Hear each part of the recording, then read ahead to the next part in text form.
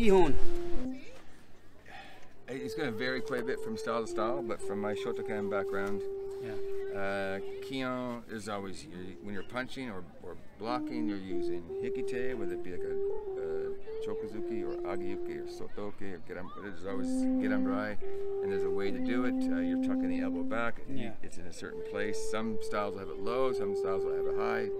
Again, it's arbitrary aesthetic ideals for that particular organization. The long stances, often, I had a video from a number of years ago.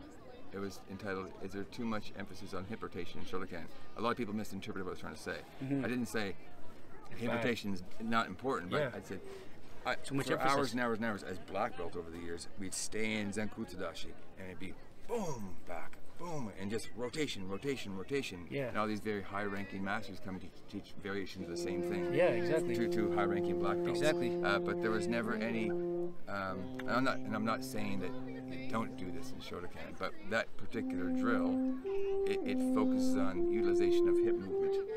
But it's overkill. It ignores other things that can be used to generate power, like forward movement, leaning a little bit into target, and so on. Boxing. Yeah, exactly. So the aesthetic ideals to conform to when you're doing Kihon are for this arbitrary aesthetic that is inherent in the particular organization or style. Can I just add to that? So back to the chamber, the hikite. Okay. One of the I was taught it as a chamber so that you can load up a punch, and so it was kind of like a power, to generate power from here, and to some degree it's kind of true because I'm moving it back. If I'm gonna do an overhand, for example, this hand is going to be dropping down, and this hand is going to be going down this way. That one's loaded up for your next punch. Yeah, and then I'm loaded on my leg, which is going to string. So it's a kinetic chain kind of thing. So in that way, But at the same time, why train yourself to? So I was trained continuously to do this and tuck it in, shoulders up and down and stuff, and engage certain muscles and stuff, and this is good posture and structure and stuff, and it is, yeah, sure, this is, but I don't need this to train this as long with so many repetitions to develop good posture. I'm just gonna follow my chiropractor's advice and stand straight. And sometimes people sometimes people who haven't studied anatomy, physiology, and I have long ago, they incorrectly make claims that when you pull the arm back and punch from this position, it's like an elastic storing energy. No, if I right from here, yes and no. Right from here, if I relax all my muscles, my hand drops.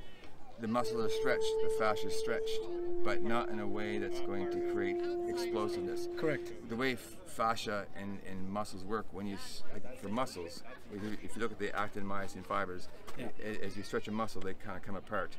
But so when you stretch a muscle ballistically, not holding it, but when you stretch it ballistically, so like a spring, like a baseball pitcher's, you're winding up. Right. What your nervous system does is to protect the muscle, it starts causing the muscle to fire. That's how reflexes work, right? When you hit your patellar tendon, it stretches the muscles, and there's stretch receptors in the muscle and tendon that tell the brainstem, the muscle's being stretched, let's fire, so it doesn't get pulled and strained. And it has that little very brief moment in your quadriceps briefly contracts, and you do this. So when you stretch muscles ballistically, they already start to fire, and if you're doing this in preparation for a punch, it kind of adds to that explosiveness. But holding a hand here statically doesn't have that effect at all, and that's scientific fact. So sometimes people, armed with a little bit of knowledge, they incorrectly apply it. Even if that was true, why would you train yourself to pull here so you can punch? You're leaving yourself wide open, of course, which is a sensible argument. And then you have to, when you start training with purpose, with functionality, with combative technique and strategies, then you have to break those habits. And in terms of habits, I've had over the years a number of people come train with me that have done, let's say they're orange belt or brown belt, and they've done Shotokan for 6 months, 3 years, whatever the case is. They have these habits that they have to move in their Kihon with, let's say, long Zenkutsu Dashi. And so they haven't learned, even at brown belt level perhaps, depending on the dojo, they haven't learned how to move functionally, how to pivot, how to close distance. And they stay in this long stance. I can remember teaching a hook punch is something new for a lot of Shotokan people. So if you're just doing jab, cross, hook. So the principles in movement, you kind of shift forward, you drive off your back leg, 1, 2, and then for your hook, you're going to pivot, your weight shifts slightly from front to back, and you have this kind of motion. Chin down. But if you watch a person who's only done 3K karate, never learned hook punch, wide open. they stay in this front stance, and it becomes this. You're shortchanging your rotation and stuff. But if I may add, we were talking about Kihon, right? So back to Andy's example where you're chambering you have all this logical reasoning, from a karate point of view. Okay, chambering, power generation, elasticity, and then punch. Okay, so the objective is to punch. I can guarantee you punch efficacy by going into 1 week of boxing training. You will learn how to punch very effectively. Put in 2 weeks, you'll learn footwork, how to punch, use a jab, and move dynamically.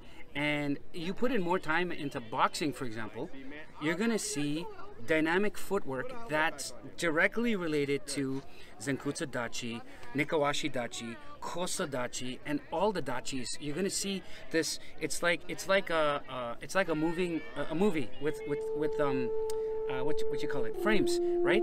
Here's your Zenkutsu Dachi. Okay, I want to go forward, but then I need to retreat now because my opponent's coming. So what do? You load up on your back leg and you're up on your toe, up on your heel, and you're flexing your ball of your feet. Well, if you take a snapshot of that, that's, if you want to call it a karate thing, it's a Nikawashi Dachi, right? So the stances, like as you say, are one frame. They're snapshots in motion. They're not meant to be to stay there. No.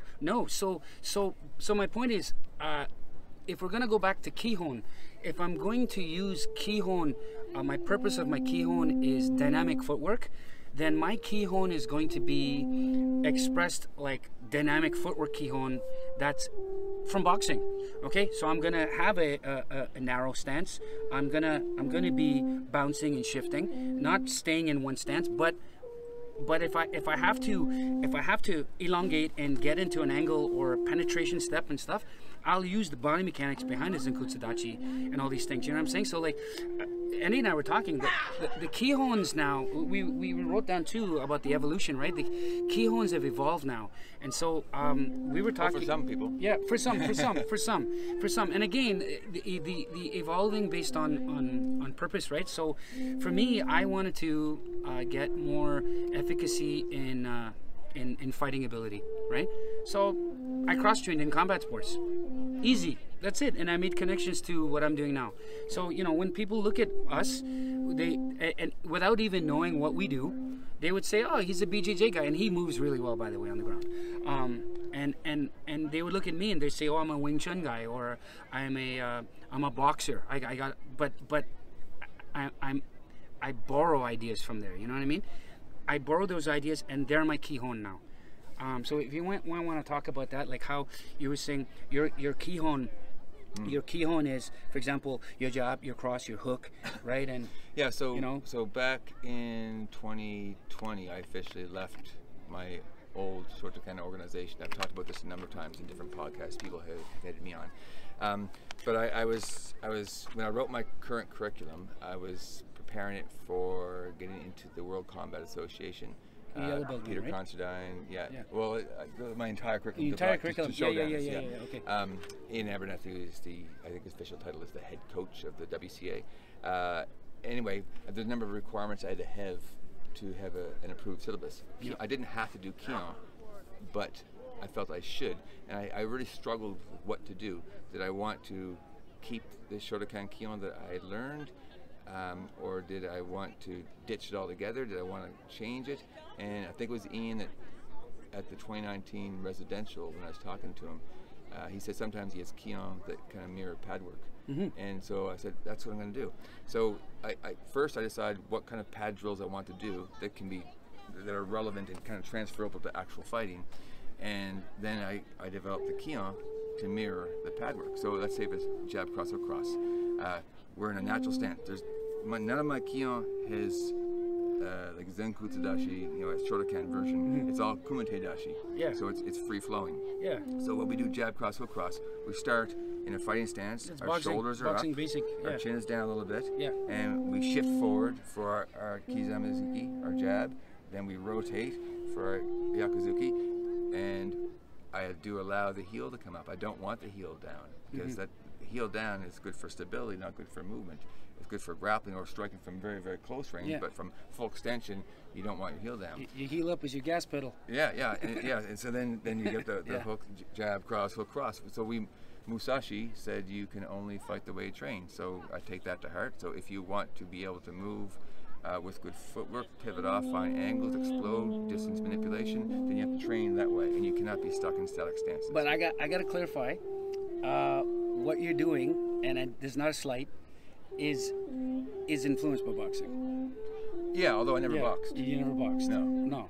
But what you're doing is good, sound boxing principles.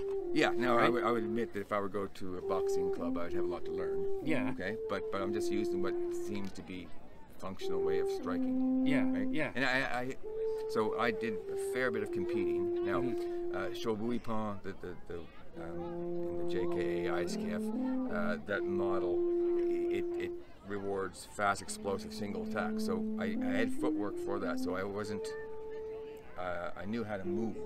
I had good kumite, export kumite footwork, and I've adapted slightly from that, because when I'm teaching kumite, it's not from these really long ranges. It's a little bit closer. But I gotta add something though. Kumite karate sport fighting. They got amazing footwork, man. Yeah. Explosiveness, yeah. you know, and angles. It's like, oh. And so my movement, my fluidity, my movement for kumite range has come from that. Yeah, man. There's lots of flaws with point sparring when there's stoppage. Of course. And in general, like you don't hit. Now, when I was doing kumite, the rules were no contact. If you broke someone's nose, you're just disqualified. If you stop the head back, you might get a warning, depending. Yeah. Depending on the excessiveness. But really, when it came to the body, my goal is I'm going to aim for the abdominal muscles. I'm going to slam you as hard as not as hard as I can, but I'm going to give you a good shot to make sure I get the point. Yeah. But otherwise, when you're doing headshots, if you slam someone through their head, DQ. you lose. You're out of the tournament. And I was telling you the story earlier this weekend. When I was a green belt, this is a long time ago, early 90s. I was probably 19, 20. I got a heavy bag for my birthday. I still lived at home for the summers. And so I got very excited. I hung the heavy bag. And this is after maybe a year and a half of doing Kihon, kata, and step sparring. And I like to kick. So first thing I did, throw a roundhouse kick. And my leg just kind of bounced off it. Ooh, that didn't feel very good. Right, I tried again, and the bag hardly moved. Right. And my leg literally just bounced off. And so I could throw for a green belt, I could throw a pretty good roundhouse kick conforming to these aesthetic ideals, but I didn't know how to hit. That's right. I didn't know how to hit through the target, how to penetrate.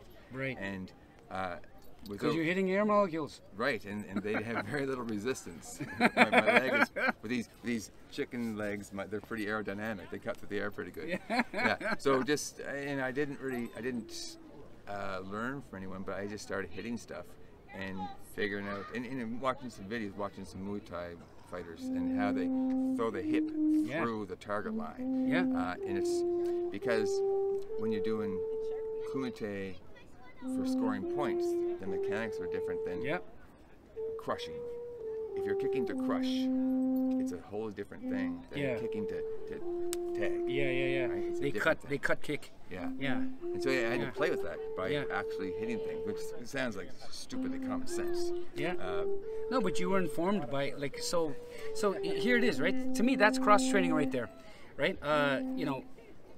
Having a growth mindset, having an objective to improve, his objective, which is to score better by studying, right? And he's not formally trained in boxing, but Muay Thai borrows a lot of boxing mechanics.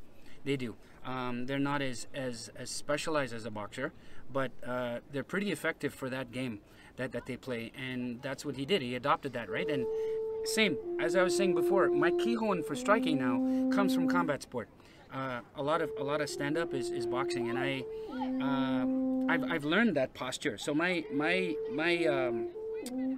dachi waza is boxing dachi waza, kumite dachi waza, right? Yeah, and you know, short shuffles, long steps to get out, pivots, all these things that some I've experimented on my own, and some I've learned from boxing. So the whole, for me, my evolution of my Kihon from 3K type Kihon to functional Kihon. I wrote an article about this. It's on my website. Blog? Yeah, I'm on my blog. So I haven't looked at the blog site in a number of years, but if Me you want to neither. check it out, it's called Applied Shotokan.com. And actually, the book with Christian book, it's yeah. in there. Yeah, that's coming out in English at some point, so stay tuned. Yeah, it's only German for now.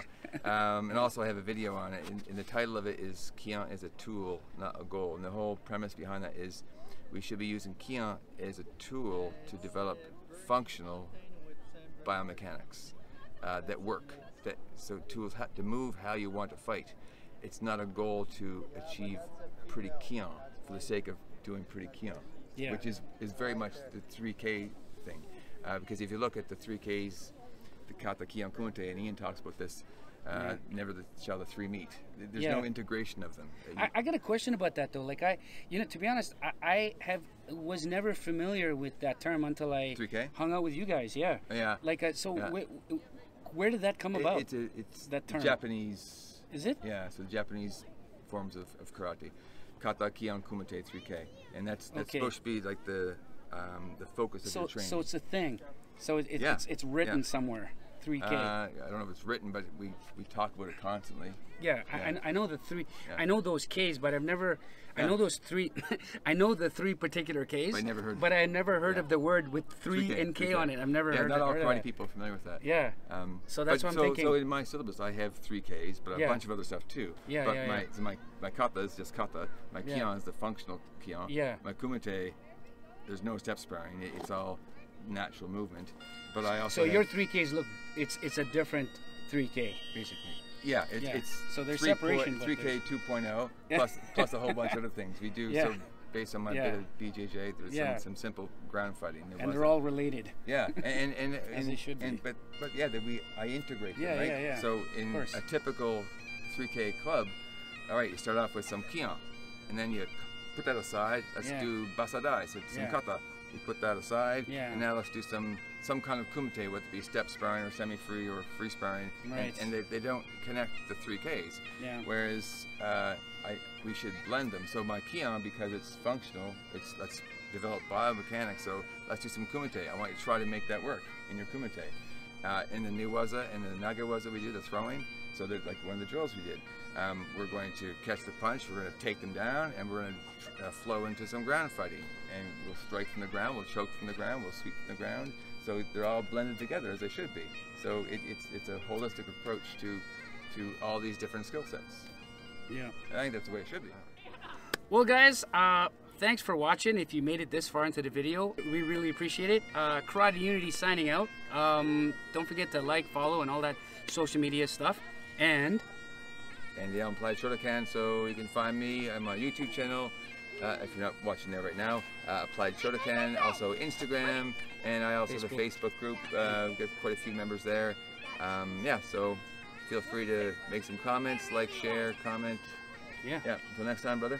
Been fun. Brother. All right, take care. Thanks, man. Appreciate that. Awesome.